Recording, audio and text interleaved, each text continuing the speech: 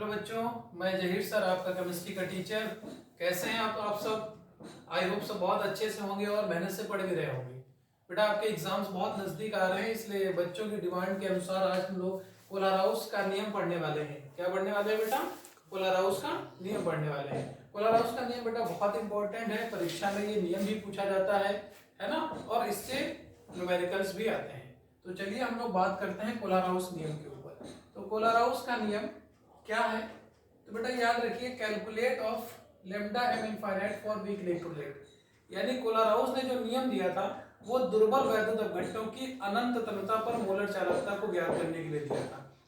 इसलिए दिया था अनंत तन्यता पर दुर्बल वैद्युत अपघट्टों की मोलर चालकता को ज्ञात करने के लिए ये नियम दिया गया था।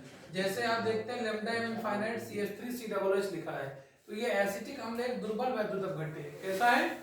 दुर्बल वैद्युत अपघट्य है जिसकी अनंत तन्यता पर मोलर चालकता ज्ञात करनी है। पिछले वीडियो में हम ये समझ चुके हैं कि वैद्युत अपघट्य क्या है, दुर्बल वैद्युत अपघट्य क्या है, प्रबल वैद्युत अपघट्य क्या है। उसको आप जाके देखिए, ठीक है, यूट्यूब चैनल पे आप उसको जाइए और देखिए, अच्छे से आपकी समझ में आ जाएगा कि प्रबल वैद्युत अपघट्य वो होते हैं जो अपने आयनों में 100% टूटते हैं, दुर्बल वैद्युत अपघट्य वो होते हैं जो अपने आयनों में 100% नहीं टूटते हैं। जो अपने आयनों में 100% नहीं टूटते हैं उन्हीं की तो जो है क्या नाम, उन्हीं की मोलर चालकता अनंत तन्यता पर ज्ञात करने में दिक्कत हो रही थी। इसी के लिए कोलाराउस का ये नियम दिया है। कोलाराउस का नियम क्या है उसको जरा ध्यान से सुन लीजिएगा, ठीक है। किसी दुर्बल वैद्युत अपघट्य की अनंत तन्यता पर मोलर चालकता, किसी दुर्बल वैद्युत अपघट्य की अनंत तन्यता पर मोलर चालकता उसके धनायनों और ऋणायनों की मोलर चालकताओं के योगफल के बराबर होती है। फिर मैं रिपीट कर रहा हूं, ध्यान से सुनिएगा।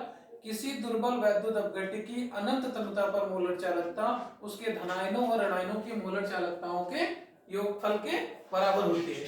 यदि किसी विलयन में वैद्युत अपघट्य के एक अणु टूटे हैं जिसके वियोजन से V+ आयन और V- आयन होते हैं, तो प्रत्येक चालकता पद को इनसे गुणा करने के बाद एक समीकरण प्राप्त होती है जिसकी सहायता से हम जो है दुर्बल वैद्युत अपघट्यों की अनंत तन्यता पर मोलर चालकता ज्ञात कर लेते हैं। जैसे लेम्डा एम इनफाइनाइट यानी अनंत तन्यता पर मोलर चालकता V+ into lambda M plus infinite, यानी ये मल्टीप्लाई किया गया है इसके धनायनों की संख्या से और इसकी मोलर चालकता को। ऐसे ही V- ऋणायनों की संख्या है उससे गुणा किया गया है lambda M infinite minus ion. यानी कहने का मतलब है कि दुर्बल वैद्युत अपघट्य की अनंत तन्यता पर मोलर चालकता उसके धनायनों की और ऋणायनों की मोलर चालकताओं के तो योगफल के बराबर होती है, लेकिन अगर उसमें धनायनों की संख्या V+ और ऋणायनों की संख्या -1 है तो उनसे गुणा करके एक समीकरण प्राप्त होती है जिसकी सहायता से हम दुर्बल वैद्युत अपघट्यों की अनंत तन्यता पर मोलर चालकता ज्ञात करते हैं। ध्यान से देखना बेटा, लेम्डा एम इनफाइनाइट क्या है? दुर्बल वैद्युत अपघट्य की अनंत तन्यता पर मोलर चालकता। और लेम्डा एम इनफाइनाइट प्लस क्या है? धनायनों की मोलर चालकता। लेम्डा एम इनफाइनाइट माइनस क्या है? ऋणायनों की मोलर चालकता। और V+ आयन और V- आयन क्या है? धनायनों और ऋणायनों की संख्या जो वैद्युत अपघट्य के एक अणु के वियोजन से उत्पन्न होते हैं। बात समझ में आ गई? एग्जाम्पल के लिए आप समझ सकते हैं कि लेम्डा एम इनफाइनाइट CH3COOH निकालना है, तो ये एक दुर्बल वैद्युत अपघट्य है जिसकी अनंत तन्यता पर मोलर चालकता ज्ञात करनी है। इसके लिए प्रबल वैद्युत अपघट्यों जैसे HCl, CH3COOH और NaCl की सहायता से हम ज्ञात कर सकते हैं, ठीक है।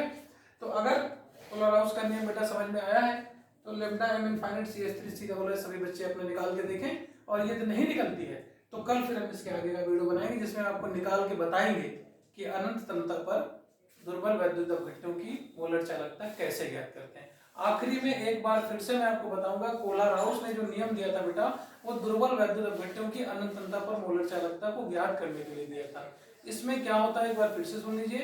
किसी दुर्बल वैद्युत अपघट्य की अनंत तन्यता पर मोलर चालकता उसके धनायनों और ऋणायनों की मोलर चालकताओं के योगफल के बराबर होता है। यदि विलयन में धनायनों की संख्या V+ आयन है और ऋणायनों की संख्या V- आयन है तो प्रत्येक चालकता पद को धनायनों और ऋणायनों की संख्या से गुणा करने के बाद जो समीकरण प्राप्त होती है उसकी सहायता से हम दुर्बल वैद्युत अपघट्यों की अनंत तन्यता पर मोलर चालकता ज्ञात करते हैं। यही कोलाराउस का नियम है बेटा।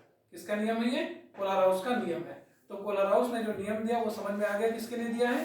दुर्बल वैद्युत अपघट्यों के लिए दिया है। किसके लिए? दुर्बल वैद्युत अपघट्यों की अनंत तन्यता पर मोलर चालकता को ज्ञात करने के लिए। आई होप वीडियो आपकी समझ में आया होगा, नियम भी समझ में आया होगा। आगे की बात हम लोग बेटा अगले वीडियो में करेंगे। अगर वीडियो आपको अच्छा लगे तो लाइक करिए, सब्सक्राइब करिए। Thank you.